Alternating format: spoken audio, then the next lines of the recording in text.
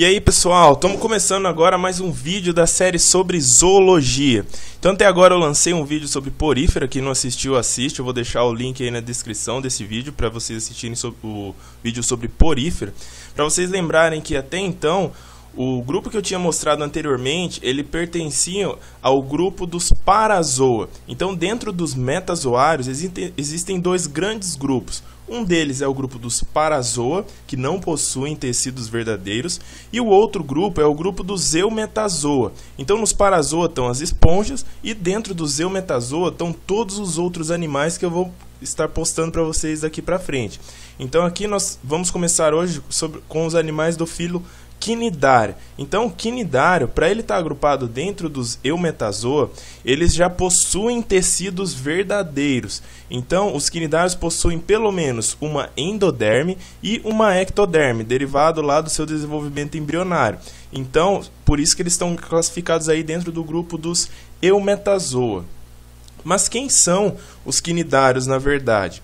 Quem gosta do ambiente marinho ou quem tem alguma afinidade por ambiente marinho já deve ter ouvido falar nos recifes de corais. E os recifes de corais, alguns deles até inclusive, podem ser vistos do espaço. Outros recifes de corais acabaram formando grandes ilhas que suportam até algumas populações que conseguem habitar essas ilhas. E esses recifes de corais são formados por indivíduos que são os chamados antozoários, que são membros do grupo dos quinidários. Então poucos organismos no mundo conseguem dizer assim, ó, fomos capazes de modificar o mapa do mundo. Então esses animais conseguiram fazer modificações no mapa, porque o crescimento do seu esqueleto ele é tão grande e vai formando recifes enormes que podem ser vistos até do espaço. Então outros indivíduos aí, talvez conhecidos de vocês também, são as medusas. Então medusas são membros do filo quinidário. Então medusas, cubomedusas e animais afins, formas semelhantes, também são membros dos quinidários. Outros aí também conhecidos de vocês são as anêmonas do mar. Quem nunca assistiu Procurando Nemo? É um filme que eu recomendo para que todo mundo assista, Procurando Nemo. Tem muita coisa de biologia lá. Eu acredito que deva ter um biólogo muito bom por trás da produção de filmes como aquele. Então o Nemo, para quem não lembra, é um peixe-palhaço que ele vive em associação ali com a anêmona. Ele vive ali sempre próximo a uma anêmona do mar, que também é um quinidário. E outras formas de vida aí, no caso a fisália ou caravela portuguesa, que algumas até podem ser encontradas no Brasil, e na verdade são colônias de quinidários. Então podem ter formas de vida aí bastante variadas. E de onde surgiu esse grupo? Como eu falei para vocês anteriormente, outro vídeo que eu vou deixar aí na descrição para vocês é a origem e evolução dos metazoários. Então, baseado naquelas teorias, e a principal delas é a teoria colonial, que todos os animais surgiram a partir de um ancestral, que era uma colônia de células com divisão de funções. Então, os quinidários, a partir desse indivíduo, dessa colônia de células, que foi a origem de todos os metazoários, por um lado surgiram os parazoários e por outro lado os eumetazoários. Então o ancestral comum provavelmente tinha uma forma semelhante àqueles indivíduos, que é na verdade algo semelhante a essa larva que está mostrando aí na foto para vocês, que é a larva característica também do filo quinidário, chamada de larva plânula. Essa larva plânula, ela passa por um processo de desenvolvimento embrionário até chegar na forma de gástrula, onde nessa gástrula formam os tecidos endoderme e ectoderme, por isso são chamados também de animais diblásticos, por possuírem dois tecidos ao longo de dois tipos de folhetos germinativos. Então eles têm endoderme e ectoderme e formam essa larva plânula. No momento da gastrulação, a larva plânula ela forma um blastóporo. Então esse blastóporo forma a primeira cavidade dentro desse indivíduo. Então essa cavidade é chamada de cavidade gastrovascular. Então para dentro da boca, então da boca para dentro, esse animal ele é revestido pelo tecido da endoderme e a parte de fora, a parte externa do animal, é revestido pela ectoderme. O que é um tecido verdadeiro que eu estou falando tanto para vocês? Na verdade, o tecido verdadeiro ele está disposto sobre uma membrana basal. Então, as células desse tecido são dispostas em cima de uma membrana basal. Por isso é chamado de tecido verdadeiro. Nessa imagem da esquerda do pólipo, essa parte cinza, tanto do pólipo quanto da medusa, está representando a ectoderme. A parte de dentro da boca está representando o que é derivado da endoderme. E o que tem aí entre essas duas camadas de célula é chamado de mesogleia. Então a mesogleia, muitas vezes, ela pode ter uma grande quantidade de água. Então por isso que as águas vivas, elas são chamadas de águas vivas, porque tem cerca de 99% do corpo composto por água. Então são duas camadas de células aí preenchidas praticamente por quase 100% de água. São chamadas de águas vivas. Se a gente parar para observar, o formato do corpo do pólipo e da medusa nada mais é do que um de ponta cabeça. Então se eu olhar, por exemplo, um pólipo, ele tem mais ou menos essa forma aqui. Olha aí para minha mão no canto do vídeo. Então um pólipo ele tem mais ou menos essa forma. Se eu pegar um pólipo e virar ele de ponta cabeça, ele fica com um formato aí mais ou menos parecido com o da medusa. Então são formas aí com estruturas, provavelmente estruturas homólogas, né? Tem mais ou menos, são estruturas mais ou menos equivalentes. Então, se a gente observar, não possuem um sistema gástrico completo, possuem somente boca, possuem dois tecidos, então endoderme e ectoderme, e eles podem formar aí esse mesênquima, que é a parte que fica entre a endoderme e a ectoderme. Observem também que são animais que não possuem simetria bilateral. Então eles têm o corpo mais ou menos num formato cilíndrico. Não possuem parte da frente ou parte de trás. Eles possuem apenas os lados que tem a boca, e é chamado de lado oral, e o lado que não tem a boca, que é chamado de lado aboral. As características que eu posso falar assim, o que define um quinidário? Quando eu pego um quinidário, eu falo assim, vou definir esse quinidário.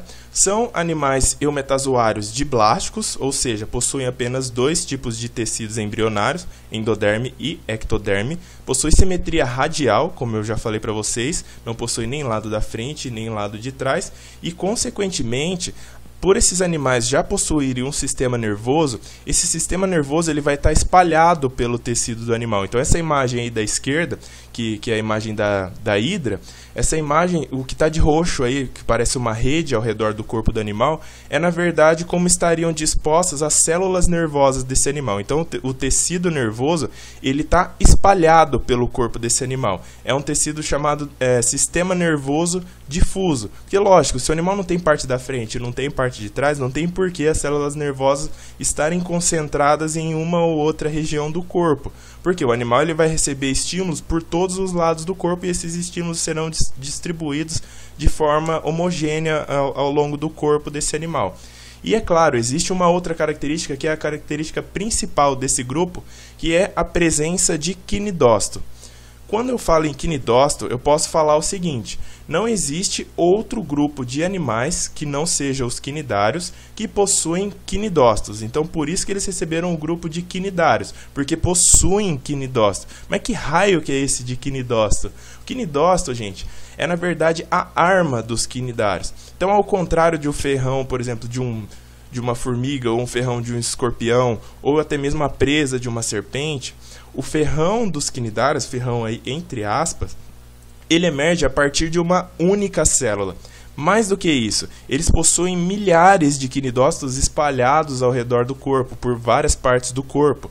Então, os quinidáceos, os quinidários, eles possuem esses quinidócitos para que quando alguma presa ou algum predador, qualquer coisa, entre em contato com a superfície desses animais, cada quinidócito dispara uma quinida. A quinida é, na verdade, a substância urticante que essas células apresentam. Então, observe aí, na esquerda, eu tenho uma imagem aí de um quinidócito antes do disparo e um quinidócito depois do disparo. Então, o quinidócito antes do disparo, ele vai estar dessa forma aqui. Ele vai possuir em sua ponta uma espécie de cílio, que é chamado de quinidocílio. Então, por pressão osmótica, a quinida fica presa aqui dentro da célula. Então, ela é uma organela dentro do quinidócito, que é chamado de quinida. Então, ela fica presa. Quando alguma coisa toca esse quinidocílio, a quinida que está aqui dentro acaba sofrendo uma pressão osmótica e ela é disparada. Quando ela é disparada, sai essa estrutura lateral aqui com o formato de um arpão, e isso perfura a pele, perfura o tecido do animal que entrou em contato aí, e então ele acaba injetando esse filamento de proteína urticante, que é na verdade a quinida. Então, se um dia vocês encontrarem um animal que possui quinidócito, provavelmente ele é um quinidário. Se ele não possui quinidócito, não é um quinidário. Há exceções? Há exceções para essa regra. Por exemplo, algumas espécies de moluscos, eles acabam se alimentando de águas-vivas e não digerem os quinidócitos. Eles acabam aproveitando os quinidócitos e usando a seu favor. Então, essas são algumas exceções das regras. Porém, os quinidócitos não são formados por esses moluscos. Eles vêm das águas-vivas das quais esse molusco se alimenta.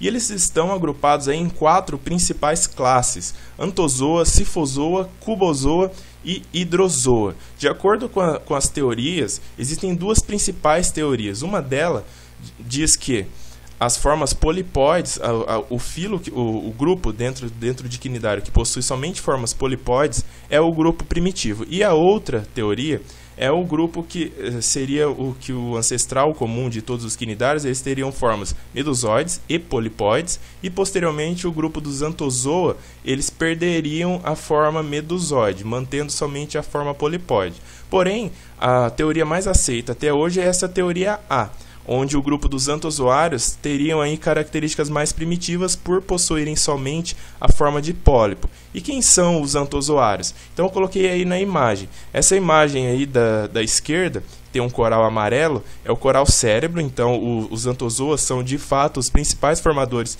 de recifes de coral, são os corais verdadeiros. E na imagem aí à direita eu tenho também uma anêmona, um grupo de anêmonas onde tem um peixe-palhaço aí associado. Então anêmonas também são pertencentes ao grupo dos anthozoários. Lembrando que esse grupo nunca vai ter a forma de medusa, vão ter somente a forma de pólipo. O outro grupo são o grupo do Scyphozoa, composto pelas sifomedusas e seus pólipos. Então, nesse grupo, eles já podem ter tanto a forma pólipo quanto a forma de medusa, ambos na fase adulta. Então, uma hora o indivíduo vai estar na forma de medusa, e no Scyphozoa a forma de medusa é a forma dominante.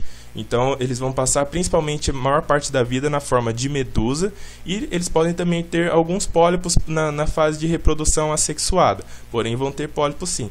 A gente consegue distinguir as medusas de Scyphozoa porque elas têm esse formato aí parecido com o de um guarda-chuva. Então essa parte que seria a parte que parece mesmo um guarda-chuva é chamado de umbrella.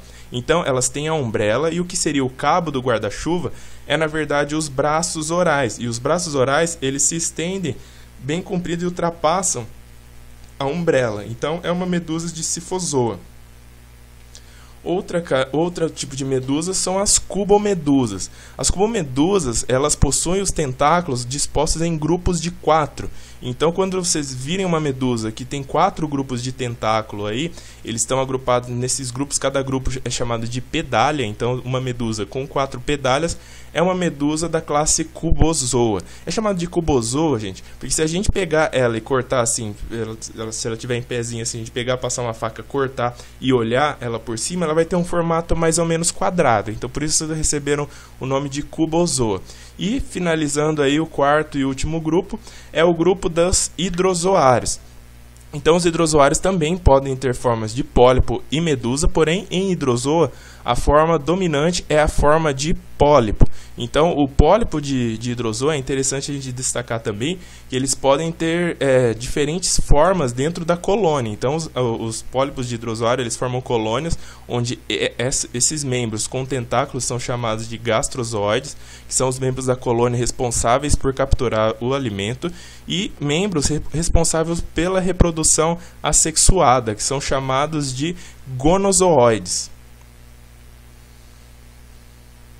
Quanto à nutrição desses animais, sempre que eu falo em zoologia, em biologia que seja, quando a gente vê um grupo, quando a gente vê um animal, é importante a gente fazer as 3 perguntinhas básicas do biólogo. Quais são as 3 perguntinhas básicas do biólogo quando vê um animal ou algum bicho interessante? Um biólogo deve sempre perguntar o seguinte: o que ele come, onde ele vive, como ele se reproduz. Então, onde ele vive eu já falei para vocês, os quinidários são aquáticos e a maioria do ambiente marinho, podendo ter poucos representantes em água doce. E o que ele come? Primariamente, os quinidários são predadores. Então, através daqueles quinidócitos que eu mostrei para vocês, alguns indivíduos são capazes de capturar presas grandes, como essa imagem aí da água-viva à esquerda, está capturando um peixe aí quase que do tamanho dela. Então, a potência do quinidócito é capaz de mobilizar essas presas e essa água-viva se alimenta de presas até relativamente grandes. E as formas polipóides, aí, como a parte da direita, também possuem quinidócitos e também vão capturar presas, e então elas são capturadas e mobilizadas pelos quinidócitos, e elas são levadas através dos tentáculos, são levadas até a boca.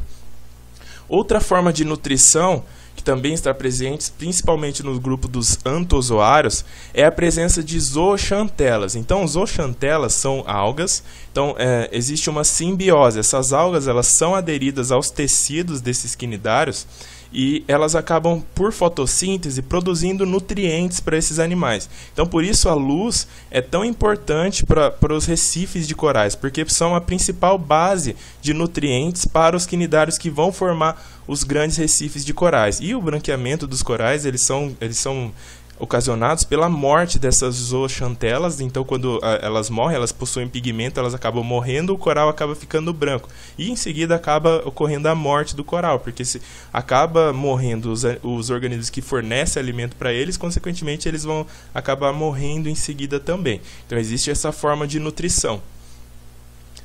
E o sistema circulatório, a partir do momento que o animal ele ingeriu um alimento, esse alimento ele entra pela boca, então ocorre a digestão extracelular na cavidade gastrovascular.